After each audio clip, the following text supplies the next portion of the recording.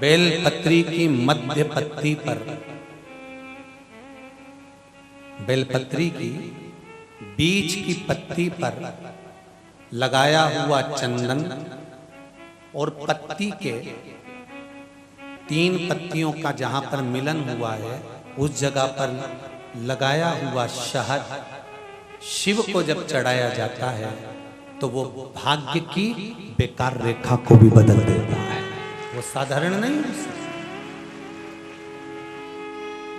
कई माताओं की आदत होती है जब शंकर भगवान को बेलपत्र चढ़ाती है तो उस बेलपत्र पर ओम लिख देती है या चंदन लगा देती है या बीच पत्ती पर थोड़ा सा कुछ भी लगाएगी, भले चावल का दाना लगाएगी, भले वो चंदन लगाएगी, भले वो अष्टगंध लगाएगी, गुलाल लगा देगी, अबीर लगा देगी, कुछ भी लगाकर उस जगह पर लगाकर फिर भगवान को चढ़ा। वो व्यक्ति जो भगवान शंकर को बेलपत्र जब समर्पित करता है और बीच की पत्ती पर चंदन लगाकर मध्यस्थ जोड़ पर शहद लगाकर शिव को जब समर्पित करता है तो उसका भाग्य कितना भी विपरीत चल रहा हो, उसकी किस्मत की रेखा कितनी भी विरोधी, कितनी भी विपरीत चल रही हो, वो अपने आप सुलझ जाती है, अपने आप सुलझ जाती है। उसको सुधारने के लिए कोई दूसरा नहीं आता। आप अपनी किस्मत को संवार सकते हो, आप अपनी किस्मत को संवारने में देरी नहीं कर सकते, आप स्वयं संवार सकते। ओम नमः शिवाय का मतलब क्या होता है? शिव जी को मैं प्रणाम कर रहा हूं। श्री शिवाय नमस्तुभ्यम का मतलब क्या होता है? शिव जी को मैं प्रणाम कर रहा हूं।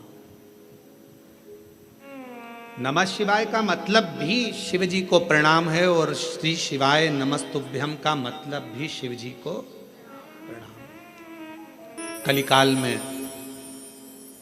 बहुत सारे लोग भ्रम उत्पन्न करेंगे, कोई कहेगा ये बोले, कोई कहेगा वो बोले। इसलिए मेरे शंकर भगवान ने शिव महापुराण में एक अलग से ऐसा अक्षर, ऐसा शब्द, ऐसा मंत्र, ऐसा जाप कह दिया कि कोई भी हो, किसी भी अवस्था में हो, वो जप ले, शिव की कृपा बरसना प्रारंभ हो जाती है।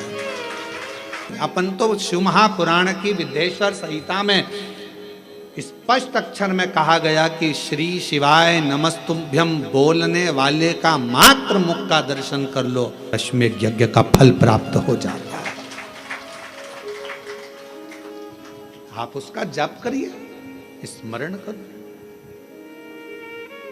किसी शिवालय में दर्शन करने के लिए जा रहे हो तो भगवान शंकर का नाम लेकर श्री शिवाय नमस्तुभ्यम। सारी बीमारियों को, सारे रोगों को समाप्त करने का यदि कोई तरीका है, कोई उपासना है, कोई नियम, कोई धर्म, कोई अनुकूल, कोई भगवत सेवा है, तो वो शंकर के शिव पंचायत में जो ये 5 देव विराजमान हैं, इनकी सही तरीके से अगर पूजन को समझ लिया जाए, इनके नियम को समझ लिया जाए, तो ऐसी कोई बीमारी नहीं जिसका इलाज नहीं है। महाराज, अगर समस्या है तो समस्या कितनी भी बड़ी से बड़ी हो, कितनी बड़ी से बड़ी हो, अगर समस्या बड़ी है तो समस्या का हल भी निश्चित है। अगर कोई रोग आया है तो उसकी दवाई है।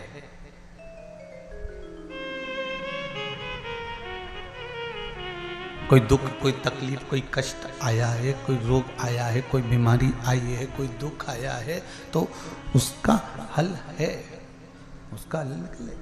एक कंकर में शंकर समाहित होता है। मैंने सुना शिव महापुराण में एक लोहे के टुकड़े को भी तू सोना बना देता है। मैंने सुना शिव महापुराण में एक कांच के टुकड़े को तू हीरा बना देता है। मैंने सुना शिव महापुराण में कि 12 शिवरात्रि का जो वर्णन है करा, 12 शिवरात्रि का जो स्मरण करा, 5 बेलपत्र का जो वर्णन किया, वो बेलपत्र का मैं भी उसको चढ़ाना प्रारंभ करूं। 12 शिवरात्रि पूरी होगी, मेरा देव अधिदेव महादेव सुनेगा जरूर और मेरी झोली भरेगा जरूर। अब इसमें एक नियम भारी है, वो नियम का स्मरण करना कि नियम कैसा चाहिए। आप कर्जे में हो गए, परेशान हो गए, टेंशन में आ गए, जिंदगी बेकार सी लग रही है, निवेदन है मेहनत करना। जो काम को कर रहे हो, जो दुकान लगा रहे हो, जो कार्य कर रहे हो, ठेला चला रहे हो, ऑटो चला रहे हो, चलाते रहो, पर उसके साथ में बाबा पर भरोसा रखो। इसमें एक नियम भारी है। कौन सा नियम? कि मान लो 12 शिवरात्रि में आप 1-2 शिवरात्रि शिव जी के मंदिर पहुंच गए, तीसरी शिवरात्रि पर भूल गए या किसी कारणवश कहीं दूर चले गए, ना जा पाए, तो घर के जितने सदस्य हैं सबसे निवेदन है कि 12 महीने की शिवरात्रि का नियम बना रहे हो तो घर के सभी लोग बेलपत्र चढ़ाने का नियम बनाओ। उसका कारण ये है, घर का एक व्यक्ति अगर बाहर चले भी गया, घर का दूसरा व्यक्ति शिवरात्रि को भूल भी गया, घर का तीसरा व्यक्ति किसी कारणवश काम में लग भी गया, तो घर का चौथा व्यक्ति तो शिवरात्रि याद रखेगा और हमारा नियम पूरा हो जाएगा। नियम पूरा हुआ तो हमारा कार्य पूरा। हम उस नियम को पूरा करें, हम उस कार्य को पूरा करें। प्रयास करना, जब जब जिस जिस महीने में जो जो प्रदोष पड़ा करे, जब प्रदोष पड़े, बन सके 1 बेलपत्र, बन सके 5 बेलपत्र, शमी पत्र, हरे मुंह,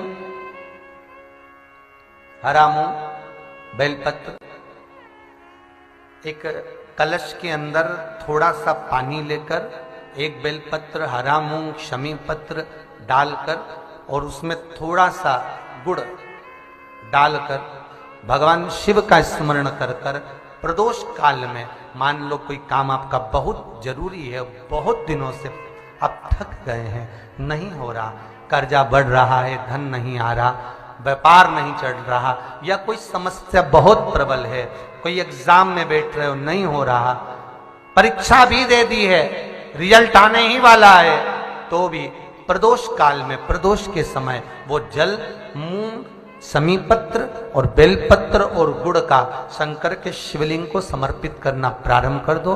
2 या 3 प्रदोष करोगे, बाबा आपकी मनोकामना शीघ्र पूर्ण कर देगा। 2 या 3 करोगे, बाबा करेगा।